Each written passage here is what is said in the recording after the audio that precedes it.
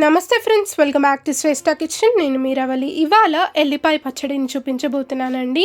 చూసారా, ఇది వేడి వేడి అన్నంలో తింటూ ఉంటే ఎంత రుచికరంగా ఉంటుందో అసలు మాటల్లో చెప్పలేంది. ఇలా కొంచెం నెయ్యి చుక్క వేసుకొని తింటూ ఉంటే సూపర్గా ఉంటుందండి. జ్వరం వచ్చినప్పుడు మనకేం తినాలనిపించదు కదా, అప్పుడు ఈ ఎల్లిపాయ పచ్చడిని చేసుకొని తింటూ ఉంటే ఒక్కొక్క ముద్ద తింటూ ఉంటే స్వర్గం చూడాల్సిందే. చాలా అంటే చాలా టేస్టీగా ఉంటుంది. మరి ఈ ఎల్లిపాయ పచ్చడిని ఎలా చేసుకోవాలో సింపుల్ ఇవాళ మన వీడియోలో చూసేద్దాం. నేను ఇలా ముందుగా స్టవ్ మీద ఒక ప్యాన్ పెట్టేసుకొని ఒక 2 చెంచాలు ఆయిల్ వేసుకున్నాను. అందులోకి ఒక 1 స్పూన్ అంతా మినప్పప్పు వేసేసుకొని ఇలా మంచిగా దూరగా వేపుకోవాలి. ఇలా మినప్పప్పు కొంచెం రంగు మారాక ఇలా చూడండి, నేను చిన్న సైజ్ బౌల్ అంతా నేను ఇక్కడ వెల్లిపాయలు తీసుకున్నానండి. ఎల్లిపాయలు మంచిగా పొట్టు తీసేసుకొని ఇలా ఇందులోకి వేసేసుకొని బాగా కలుపుకోవాలి. ఇలా ఎల్లిపాయలు వేసుకున్నాక ఇందులోకి కొంచెం ఇలా కరివేపాకు కూడా వేయాలి. కరివేపాకు కొంచెం ఎక్కువనే వేస్తే ఈ పచ్చడికి రుచి చాలా బాగుంటుంది. ఇలా కరివేపాకు కూడా వేసుకున్నాక ఎల్లిపాయలు కరివేపాకును మంచిగా వేపుకోవాలి. ఇప్పుడు ఇక్కడ కారం కోసం నేను ఎండుమిర్చిని యాడ్ చేస్తున్నానండి. నేను ఇక్కడ 20 ఎండుమిర్చిలను తీసుకున్నాను. మీరు మీ కారంకి తగ్గట్టు ఎల్లిపాయల క్వాంటిటీకి తగ్గట్టు ఎండుమిర్చిని తీసుకోవాలి. ఇలా ఎండుమిర్చి తీసుకున్నాక దూరగా వేపుకోవాలి. ఇందులోకి ఒక 1.5 టీ స్పూన్ ధనియాలు కూడా వేస్తున్నాను. ఇలా ధనియాలు వేసుకున్నాక ఒకసారి బాగా కలిపేసుకుందాం. ఇప్పుడు ఇందులోకి ఒక చిటికెడు మెంతులు, ఒక 1/2 టీ స్పూన్ అంత ఆవాలు, అలాగే ఒక 1 స్పూన్ అంత జీలకర్ర వేసేసుకొని వీటినన్నిటిని కూడా మంచిగా వేపుకోవాలి. దూరగా ఏమాత్రం కూడా మాడనివ్వకుండా ఇవన్నీ కూడా మంచిగా వేపుకోవాలి. ఇందులోకి ఇలా కొంచెం నేను చింతపండు తీసుకుంటాను. చిన్న నిమ్మకాయ సైజ్ అంత చింతపండు తీసుకుంటే సరిపోతుంది.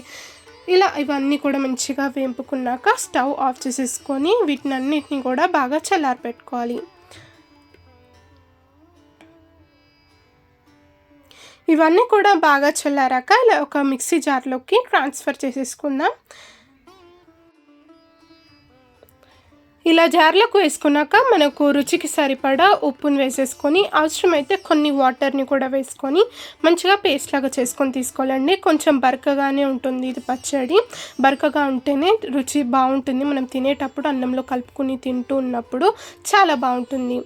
ఇలా ఉప్పు వేసేసుకొని ఒకసారి బాగా నేను రుబ్బేసుకొని చూపిస్తున్నాను. నేను ఇక్కడ మీకు చూసారా, ఈ కన్సిస్టెన్సీలో ఉంటుంది. నేను ఇక్కడ కొన్ని వాటర్ యాడ్ చేసుకొని ఈ పచ్చడిని గ్రైండ్ చేసుకొని ఇక్కడ చూపిస్తున్నాను. ఇలా గ్రైండ్ చేసుకున్న పచ్చడిని పక్కన పెట్టేసుకొని ఇప్పుడు పోపు ప్రిపేర్ చేసేసుకుందాం.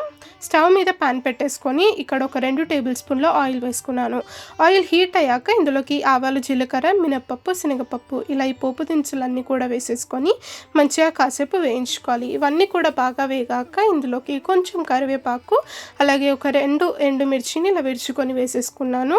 ఇలా ఈ పోపు అంతా కూడా బాగా వేగాక మనం ప్రిపేర్ చేసుకొని పెట్టుకున్న పచ్చడిని ఇందులోకి వేసేసుకొని పోపులోకి బాగా మిక్స్ చేసేసుకోవాలి. అంతే అండి, సింపుల్ పచ్చడి. చాలా అంటే చాలా ఈజీగా అయిపోతుంది. అండ్ మనం తింటూ ఉంటే చాలా బాగుంటుంది కూడా, రుచి కూడా సూపర్గా ఉంటుంది. జ్వరం వచ్చిన వాళ్ళకి ఏం తినాలనిపించదు కదా, అలాంటప్పుడు ఇలా ఎల్లిపాయ పచ్చడిని చేసి పెడితే నోటికి చాలా అంటే చాలా రుచికరంగా ఉంటుంది. వాళ్ళు తినగలుగుతారు కూడా. తప్పకుండా ఈ రెసిపీని ట్రై చేసి మీకు ఎలా కుదిరిందో నాకు కామెంట్ సెక్షన్లో తెలియజేయండి. అండ్ ఇది చేసుకోవడం కూడా చాలా సింపుల్. చూసారు కదా మీరు, కొన్ని ఇంగ్రీడియంట్స్ మన కిచెన్లో ఉండే ఇంగ్రీడియంట్స్తోని ఈజీగా అప్పటికప్పుడు చేసేసుకోవచ్చు అనమాట.